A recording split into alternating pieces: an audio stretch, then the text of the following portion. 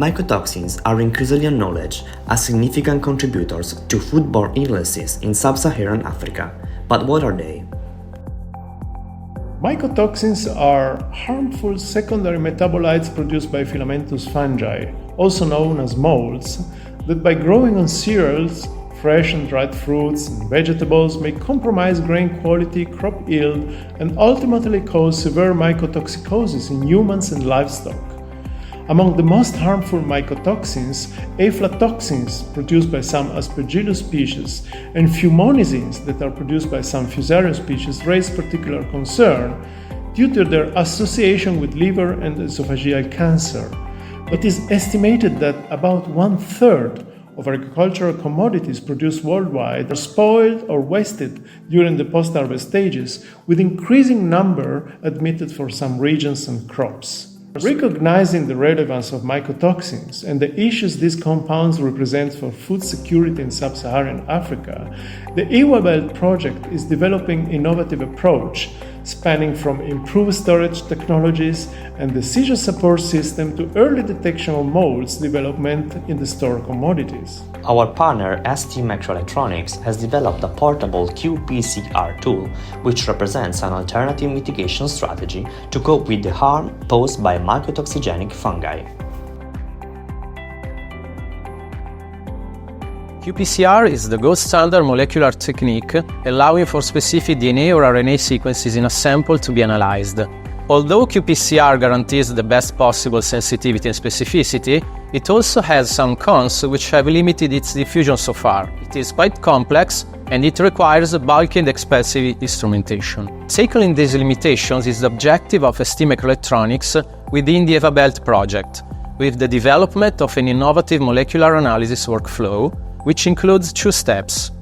First, the extraction of DNA from the crop sample. In the second step, the extracted DNA is analyzed by qPCR on a system developed by ST Microelectronics, which is called Q3. The Q3 instrument is far smaller than traditional qPCR equipment. It drives the chip and features a compact fluorescence microscope to measure the optical signals coming from the reactions. Thanks to the sensitivity of qPCR, we can perform an early detection of mycotoxin-producing fungi, which can promptly trigger containment actions to try and save the crops, or at least limit their waste.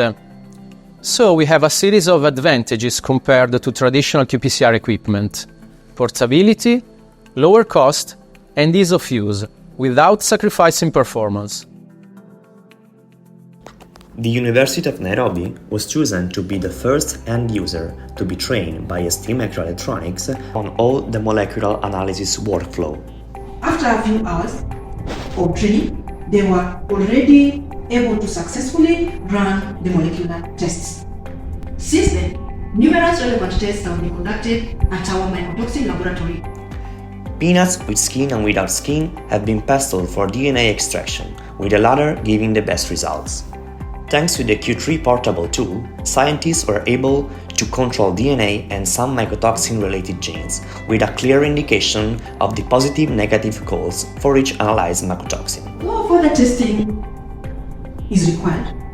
Molecular analysis with the Q3 device can represent an easy-to-use tool for further accessibility of scientific instruments at all levels.